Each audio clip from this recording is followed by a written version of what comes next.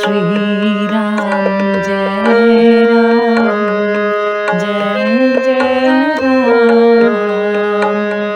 श्री राम जय राम जय जय राम। श्री राम जय राम जय जय राम।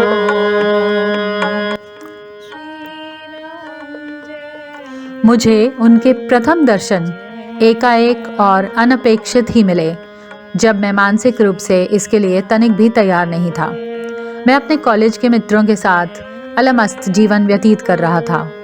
इन मित्रों का साथ और उनकी दोस्ती ही मेरे लिए मूल्यवान थी। छुट्टियों के दिन हम एकत्र होकर आनंदपूर्वक समय बिताते थे। जून 1955 की एक रविवार के दिन सायंकाल हम मित्रों के साथ हंसते मजाक करते आंगन में बैठे थे कि मेरी माँ, मौसी माँ और दीदी ने बताया कि वे बगल के घर में एक बाबा जी के दर्शन करने जा रही हैं। ये सुनते ही मेरे एक मित्र ने कहा, कैसे बाबा हैं? यदि उनकी इच्छा हो तो हम उन्हें हिरन, खरगोश जिनका उन्होंने शिकार किया था का मांस खिला सकते हैं।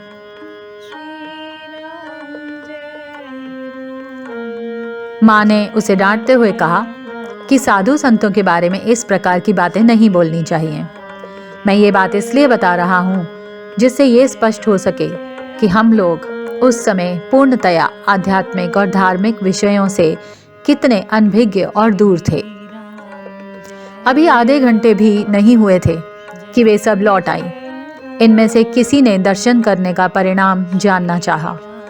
उन्होंने बताया कि बाबा जी एक छोटे से कच्चे मकान में चादर बिछी एक चारपाई पर लेटे हुए थे।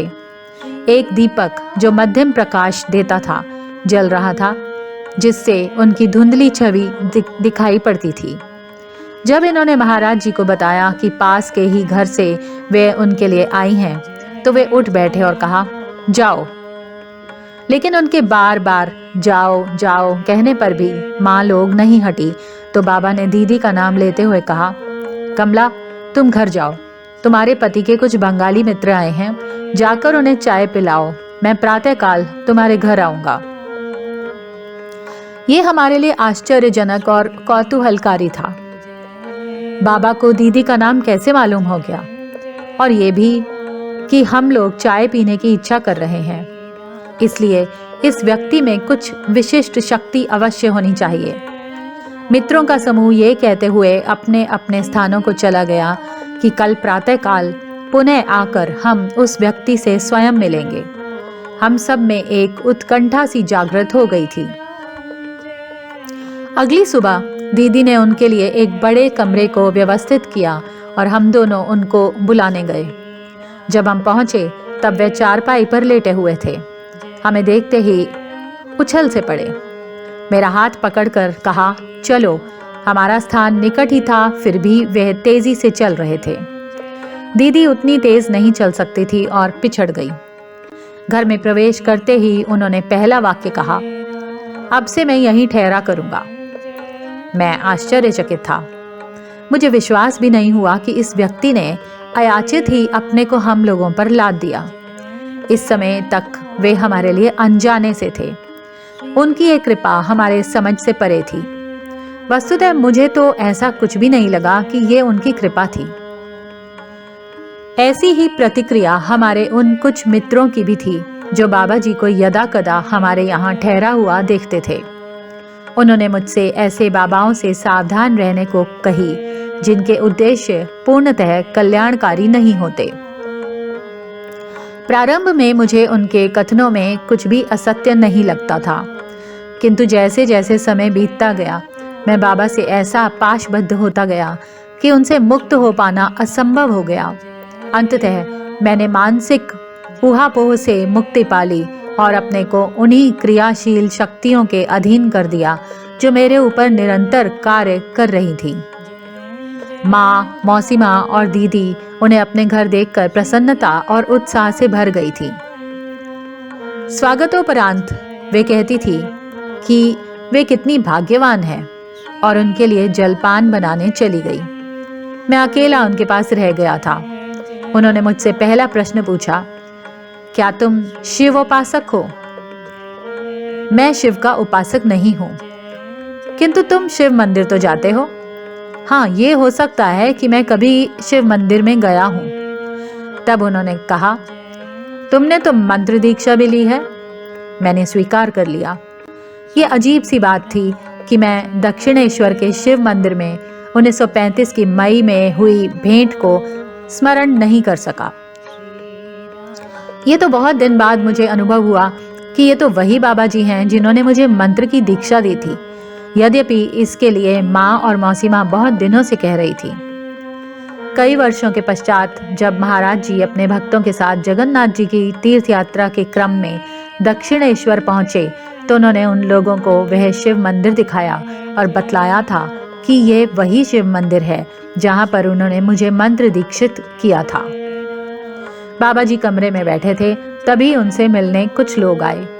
वे लोग उस पहले वाले मकान से आए थे जहां बाबा जी पहले ठहरा करते थे और उन्हें वहीं से पता चला था कि अब वे हमारे यहाँ ठहरे हैं। वे लोग उनकी बातों से आनंदित हो रहे थे। तभी एक सज्जन आए जिनका मुझसे बहुत दिनों से परिचय था।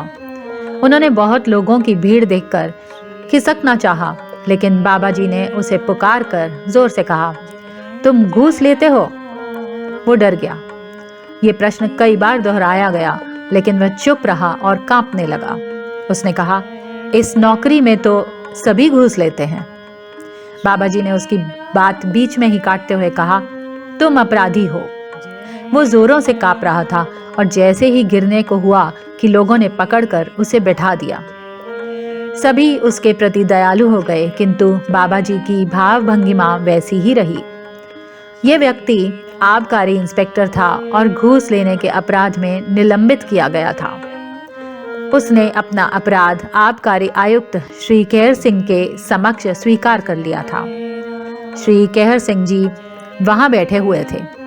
जब सभी लोग चले गए और केवल श्री केहर सिंह ही बाबा के पास रह गए, उस समय उन दोनों के मध्य कुछ बातें हुई।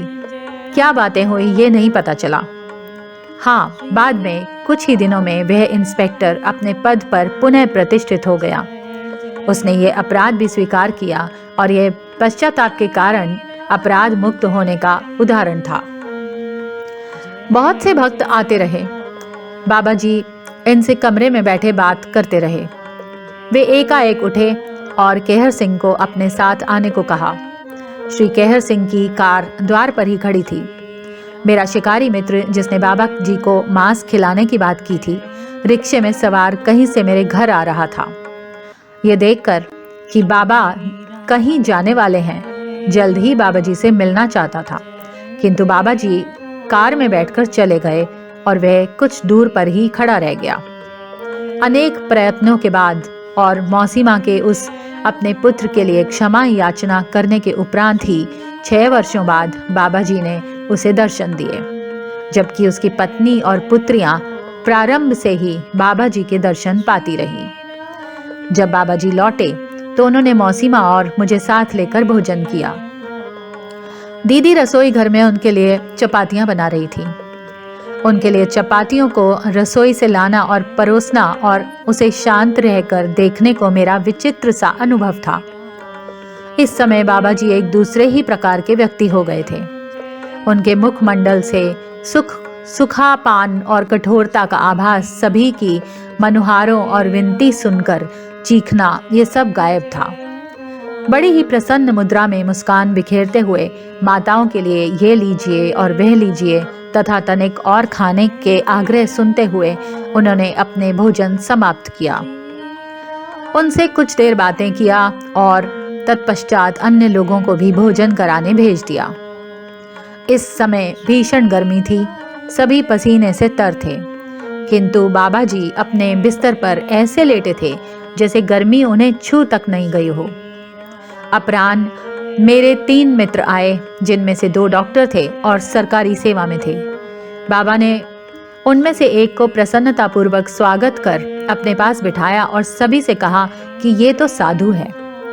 दूसरे जो डॉक्टर थे उनसे पूछा कि वे क्यों आए हैं और उन्हें वापस जाकर पैसा पैदा करने को कहा। डॉक्टर के लिए यह स्वीकार करना कठिन था, किंतु बाबा ने उनकी मनोवृत्ति के अनुरूप ही कहा था। उन्होंने तीसरे व्यक्ति की ओर ध्यान ही नहीं दिया और वे दोनों निराश वापस चले गए। श्री राम जय राम, जय जय राम। श्री राम जय राम, जय जय राम। श्री राम जय राम, जय जय राम। श्री